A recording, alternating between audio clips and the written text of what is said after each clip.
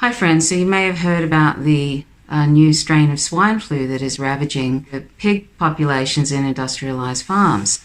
And of course, that's not surprising because there's billions, well, hundreds of millions, I think, of tons of antibiotics that are used every year in these industrialized farms.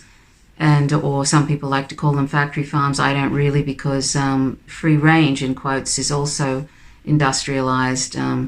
They just make it sound nice, and it's so that they can sell expensive animal products. But really, if these same standards of animal welfare were applied to humans, it would be considered torture. So I don't really distinguish between industrialized or factory farming and the so-called free range and barn-laid and enriched cages and so forth. So I just want to get that out of the way. So these industrialized farms have this swine flu taking over in there, and like I said, we use millions and millions of tons of antibiotics every year we use these antibiotics to get animals to grow faster, like in the case of chickens and so forth. And we also get them to, we use them as a prophylactic to prevent disease and so forth. But what happens is, of course, bugs are very resilient, and they form a resistance to antibiotics. And so part of almost the post-antibiotic phase we have in the world where antibiotics are not working is due to these industrialized animal farms. And now, there are a lot of, I've covered in other videos the problems with animal agriculture in relation to climate change, the 114 countries, 40,000 farms from farm to fork, 90% of all the foods we eat.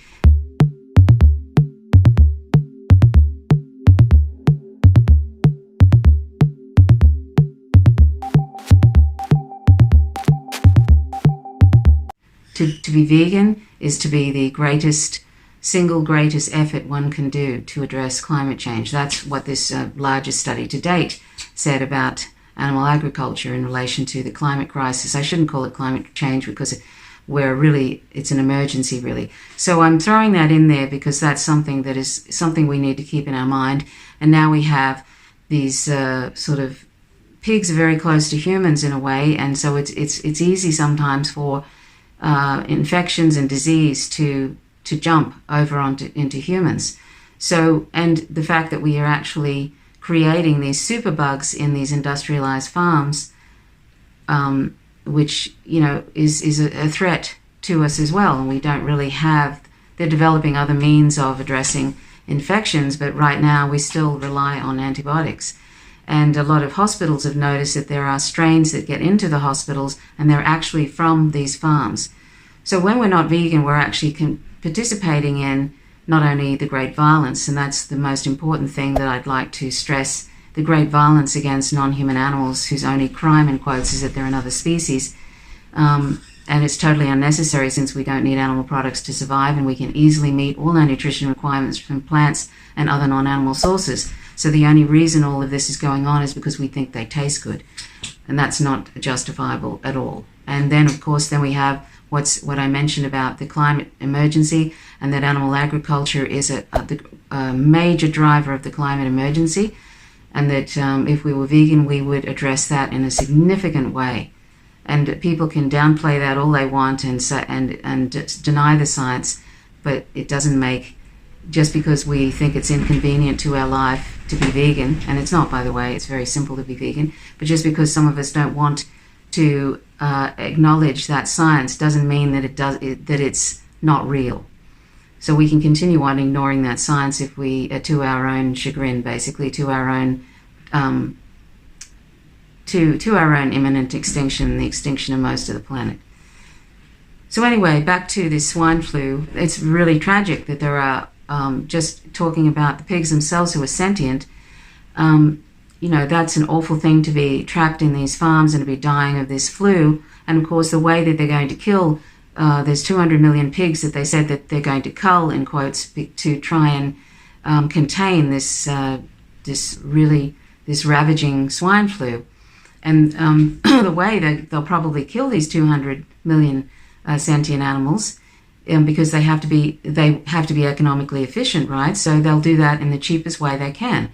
So it'll either be, sometimes farms will just bulldoze alive populations of sentient animals into big pits and cover them up with dirt and just suffocate them to death, or they will fill up these awful industrialized farms with carbon dioxide, and animals will start freaking out because they can't breathe. You know what it's like if somebody places a plastic bag over your head and eventually the bag fills with carbon dioxide, you start to panic. Well, that's what's going to happen to those animals. And by the way, that's considered humane slaughter by today's standards. That's what I mean when I say. If these ideas of humane, in quotes, slaughter were applied to humans, it would be considered torture. It would not be considered humane in any way.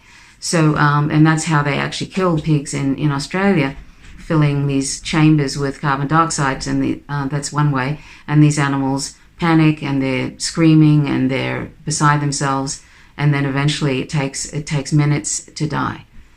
It's really awful, and that's what's considered humane.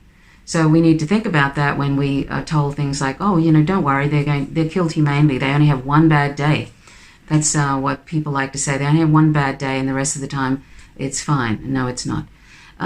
All farms are abusive. There's no such thing as non-abusive use of animals. I'll just put that right out there now. People might like to think there is, but no, there isn't, even on the so-called happy mom and pop farms. They're still taking their young away. They're still artificially inseminating animals. They're still doing things against the will of those animals, and in the end they all wind up in the same awful slaughterhouses, and they're all horror houses. There is no such thing as a quote-unquote humane slaughterhouse.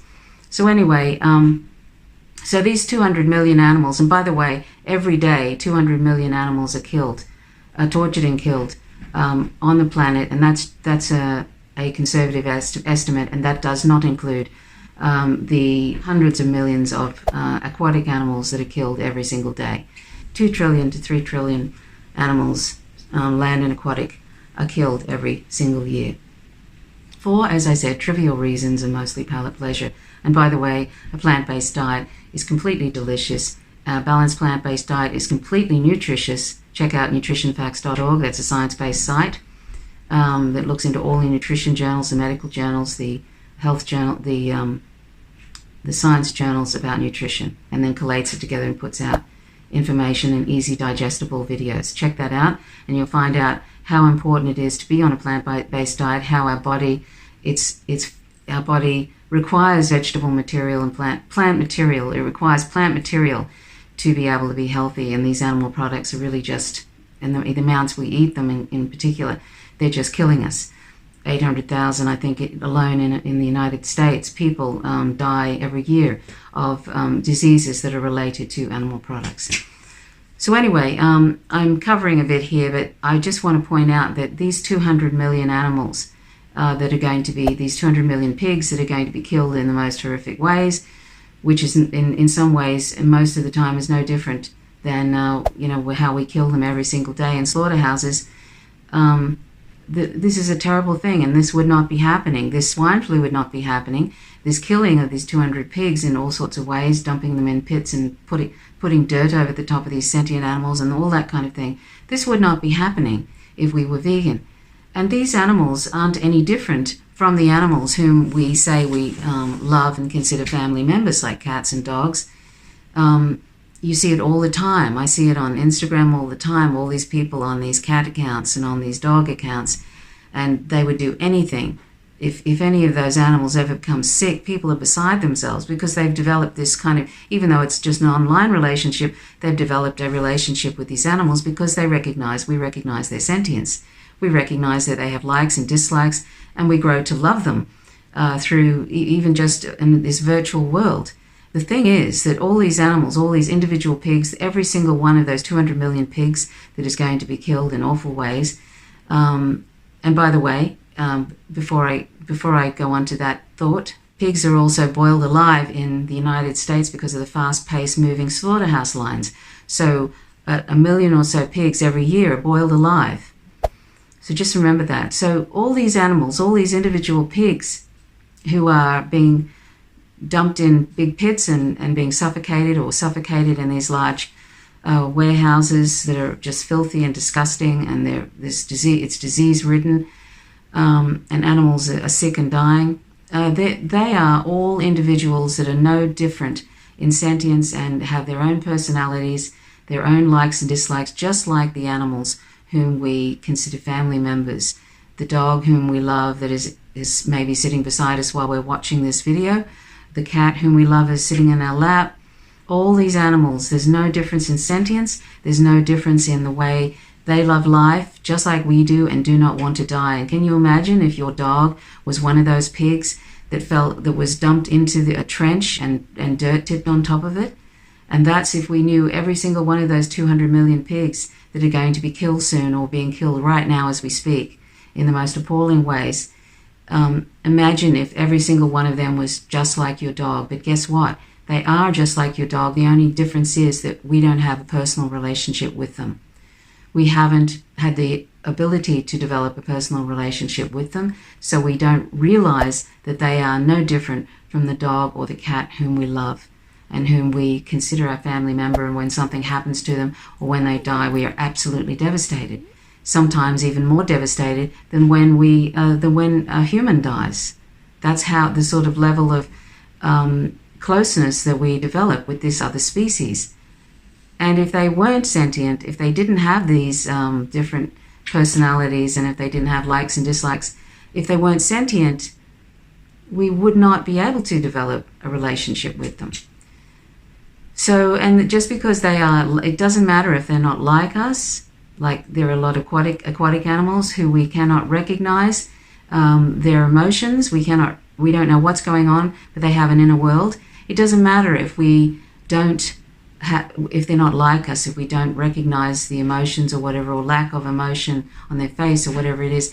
Doesn't mean they're not sentient, and it doesn't mean they don't have equal moral value to other sentient animals and to us. All that matters really is sentience, and we need to stop ignoring this sentience because it's inconvenient, and we need to go vegan. Because all of this violence, the violence that happens every single day, the 200 million plus, that's just land animals, the 200 million plus tortured and killed every single day all over the world for trivial reasons and mostly palate pleasure. This is all that this is about, mostly palate pleasure. And there are more and more vegan products coming out, but you don't need to even eat these vegan products.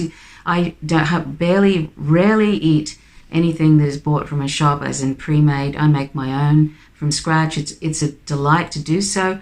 The only regret I have is not being vegan soon enough, not being vegan earlier than I have been, not coming across this valuable information online that made me think, what am I doing? And I came across something about dairy, and it wasn't really detailed, but I came across it and I thought, wow, if this is how they treat animals in the dairy industry, if this is considered normal, which it is, a normal functioning of the dairy industry, then this is probably happening everywhere. And sure enough, I found out that it was. This is something I was horrified about, and I became vegan overnight. That was 14 years ago. It's one of the best decisions I've ever made. I could almost say it's the best decision I've ever made.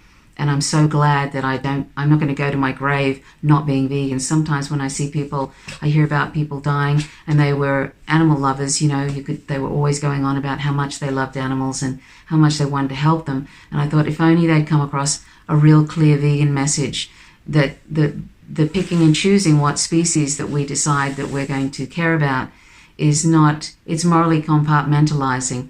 And that's really sad, because there's no difference between, say, lions and tigers and pigs and cows, and they just look different, but they still have the same sentience. And so what if they're predators? So what if we think, oh wow, we've sort of fetishized these animals and made out as if they're more important, and we get so upset when we hear about, say, some lion in Africa who's been killed, or a giraffe, and there are certain celebrities online who get very, very upset when they see giraffes and lions and so forth being killed, and yet they're not vegan.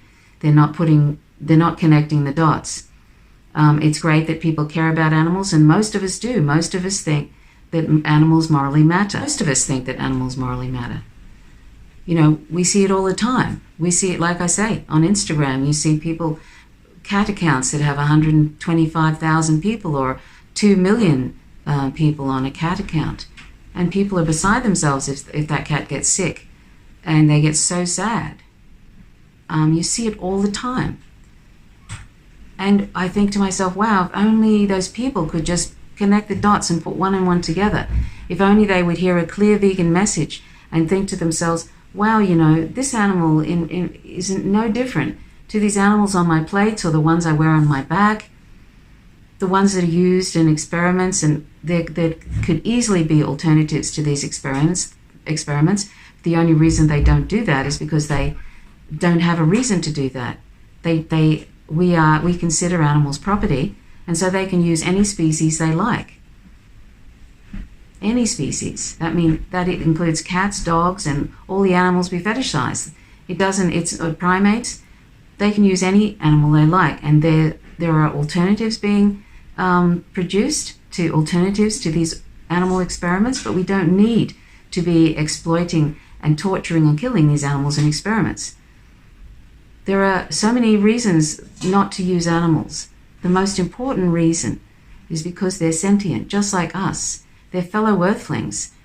How amazing that of all the planets in the universe, and there's billions and billions of them that could have life on it.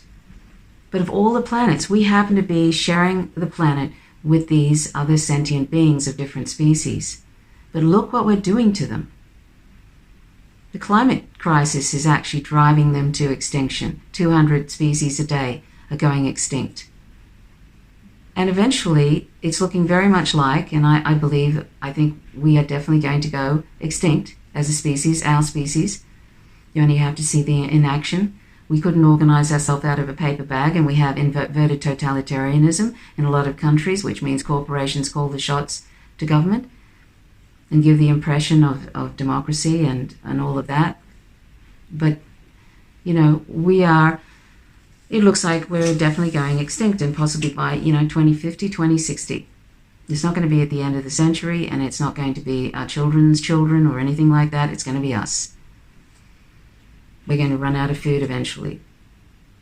And I want you to check, and, all the other things that are going to happen, but, plants are just not going to grow. And you can forget about animals, because if plants don't grow, we're animals, just like the other animals, we're all going to go. So these are all things, I pick out this thing about the swine flu because, this is a very important thing too. These zoonotic diseases and how they jump from one species to another, like because we're so close to pigs.